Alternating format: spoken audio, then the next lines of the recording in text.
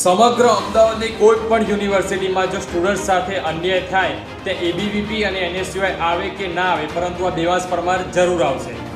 કારણ કે જ્યારે મને એચએલ કોમર્સ કોલેજમાંથી પાર્કિંગ બાબતે અસુવિધા થઈ હતી ત્યારે મેં એબીવીપી અને એનએસયુઆઈ જેવા વિદ્યાર્થીઓ માટે કામ કરતા સંગઠનોનો સંપર્ક કર્યો હતો, પરંતુ ત્યાંથી કોઈ પણ મારા સમર્થન કે સાથ સહકારમાં આવ્યું ન હતું.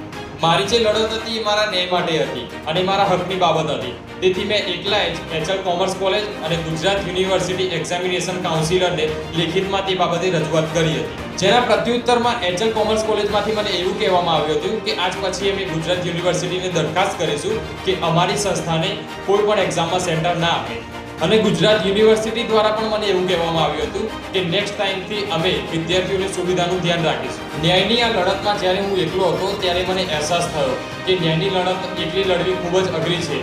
એ જ કારણથી મેં નિશ્ચય કર્યો છે કે આજ પછી અમદાવાદની કોઈ પણ યુનિવર્સિટી કે કોઈ પણ શૈક્ષણિક સંસ્થાના વિદ્યાર્થીને જો કોઈ પણ તકલીફ થશે તો તેની તકલીફમાં હું ઊભો રહીશ. તેથી અમદાવાદની કોઈ પણ શૈક્ષણિક સંસ્થા દ્વારા જો વિદ્યાર્થીનું શોષણ થતું હોય તો તમે આ સંપર્ક નંબર પર મારો સંપર્ક કરીને મને જાણ કરી શકો છો. હું તમારી સેવા માટે તત્પર હાજર રહીશ. જય ભીમ, જય